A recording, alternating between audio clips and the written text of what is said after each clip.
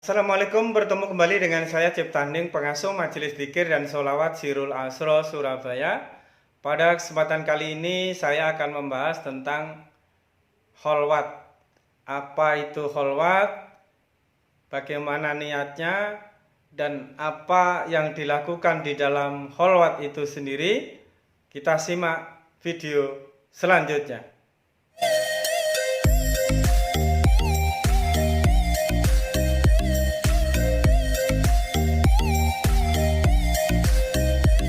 Kita sudah sering mendengar kholwat, namun kita tidak mengetahui apa itu kholwat, bagaimana itu kholwat, niatnya bagaimana, dan apa daripada tujuan kholwat itu sendiri.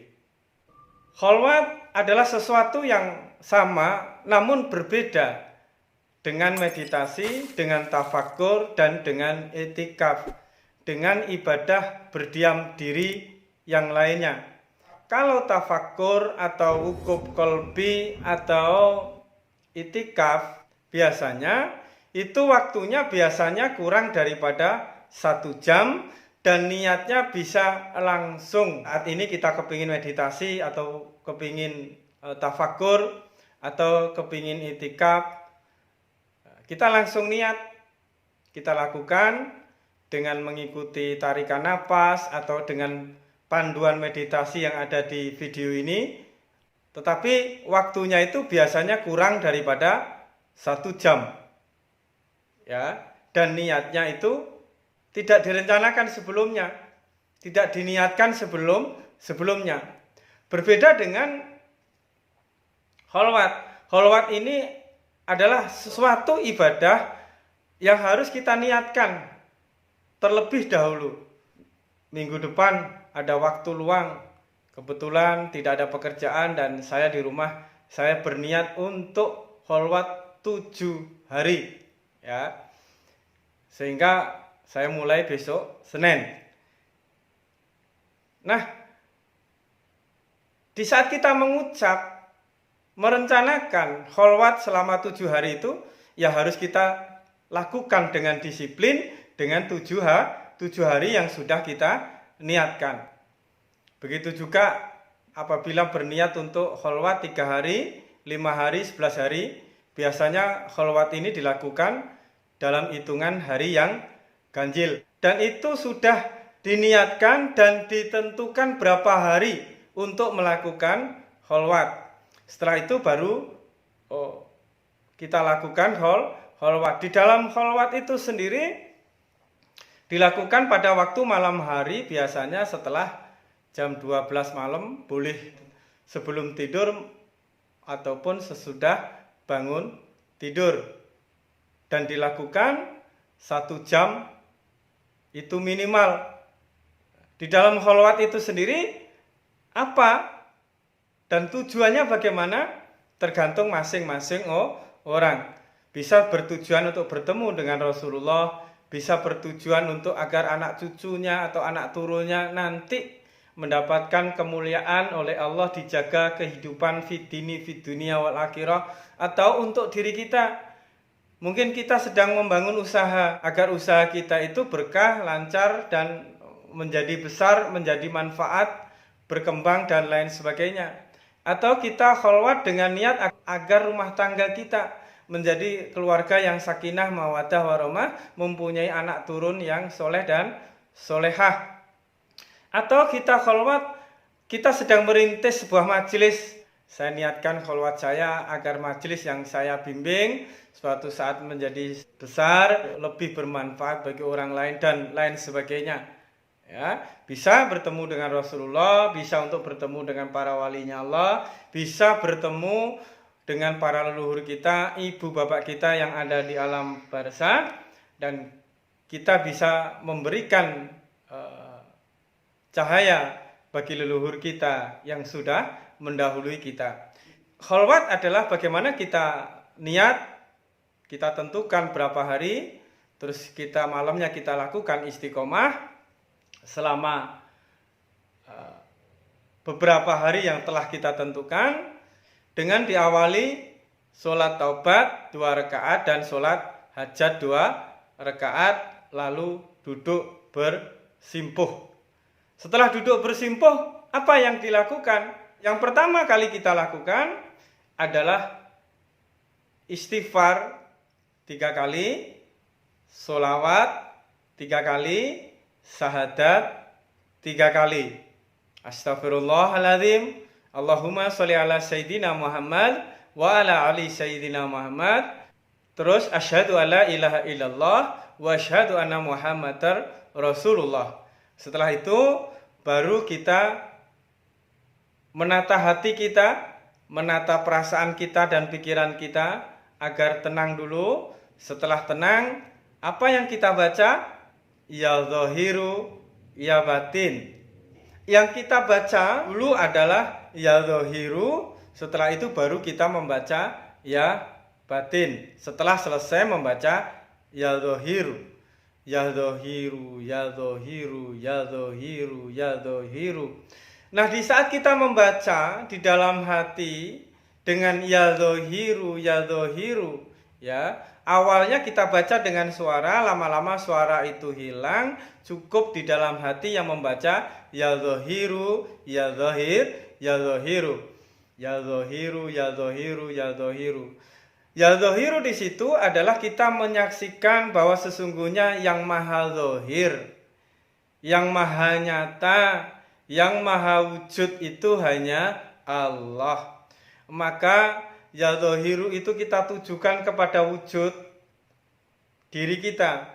Mulai ujung rambut sampai ujung kaki, tidak adalah diri ini ya, yang disebut cipta hening itu tidak ada, yang disebut dengan segala pengakuannya itu tidak ada.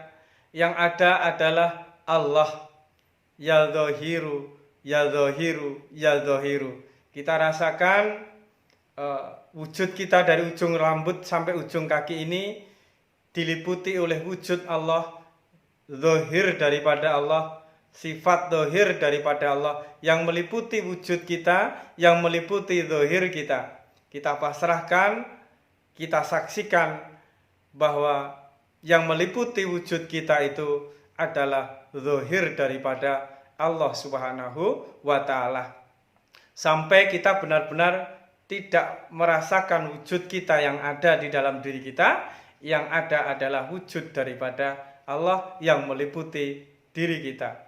Setelah wujud kita fanakan, lalu kita melihat segala wujud yang di luar diri kita. Ya zahiru, kita biaskan keluar diri kita. Setelah tadi kita membaca ya zahiru, kita fokuskan ke dalam wujud kita.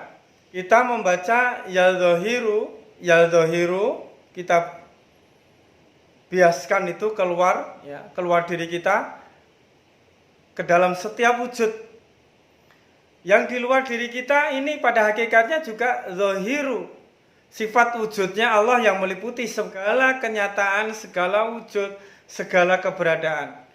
Saksikan, rasakan, yang ada adalah sifat zahir, sifat wujud daripada Allah.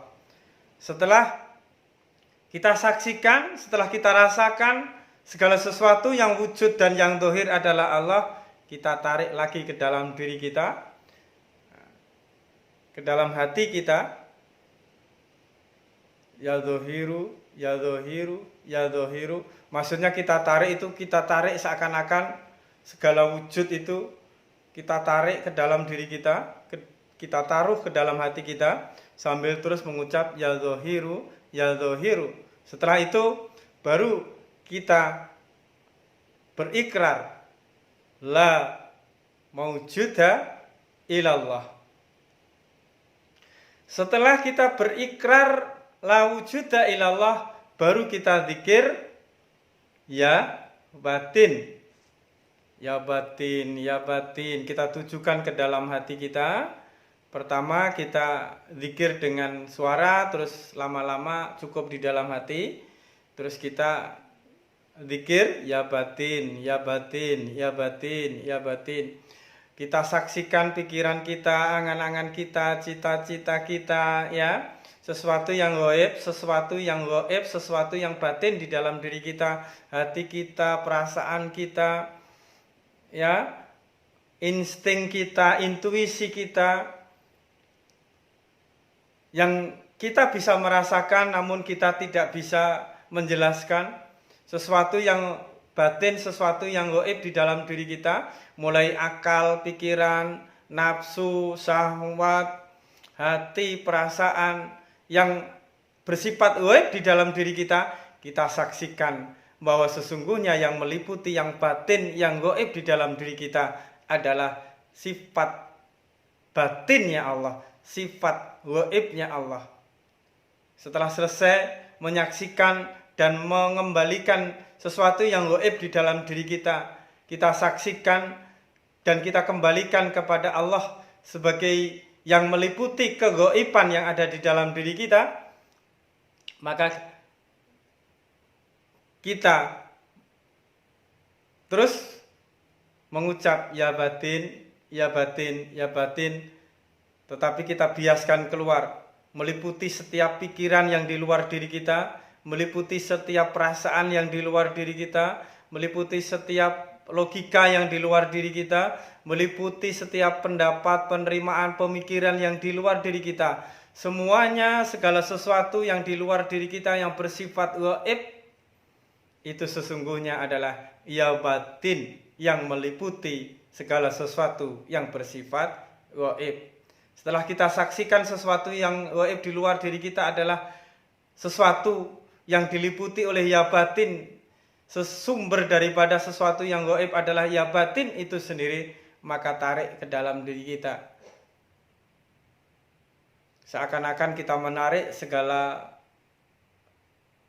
logika, segala pendapat, segala rasa, segala pikiran, segala nafsu, segala cita-cita yang di luar diri kita ke dalam diri kita. Kita merasakan, setelah kita merasakan, barulah kita berucap al-insanu siri wa ana siruhu. Al-insanu siri wa ana siruhu. Al-insanu siri wa ana siruhu. Itu adalah khalwat. Bagaimana kita memfanakan diri kita yang zahir dan memfanakan diri kita yang batin. Kita kembalikan zahir kita kepada zahirnya Allah, batin kita kepada batinnya Allah. Di saat kita selesai membaca zahir, terus menyaksikan zahir kita, zahir di luar diri kita adalah zahirnya Allah, terus kita membaca, menekankan ke dalam diri kita la maujuda illallah. Setelah itu baru kita membaca ya batin, kita menyerahkan sesuatu yang bersifat gaib yang di dalam diri kita, dan kita menyerahkan sesuatu yang bersifat gaib di luar diri kita. Kita kembalikan kepada Allah yang maha gaib dan asal dari segala sesuatu yang bersifat batin, bersifat gaib, dengan menyaksikan dan menyatakan al-insanu siri wa ana syiruhu. Setelah itu diam sejenak, ya, duduk tetap bersila, bacalah shollu ala Muhammad, shollu ala Nabi. Shollu ala Muhammad untuk batin kita dan shollu ala Nabi untuk batang tubuh kita. Shollu ala Nabi untuk seluruh ujung rambut sampai ujung kaki kita. Shollu ala Muhammad untuk batin kita. Agar apabila kita mengucap bersolawat shollu ala Nabi, kita membangunkan seluruh tubuh ini agar dia bangun, bergegas, menyadari dan mengingat jasad Rasulullah Shallallahu Alaihi Wasallam dengan bersolawat shollu ala Nabi, dan dengan begitu maka tersambunglah jasad ini kepada jasad baginda Rasulullah Shallallahu Alaihi Wasallam. Lalu kita menyambungkan batin kita kepada batin daripada Rasulullah Shallallahu Alaihi Wasallam dengan menyebut bersolawat shollu ala Muhammad, shollu ala Muhammad, shollu ala Muhammad. Menyadarkan, membangunkan batin kita, akal kita, pikiran kita, cita-cita kita, hati dan rasa perasaan kita agar bergegas untuk segera bersolawat kepada Rasulullah Shallallahu Alaihi Wasallam, sehingga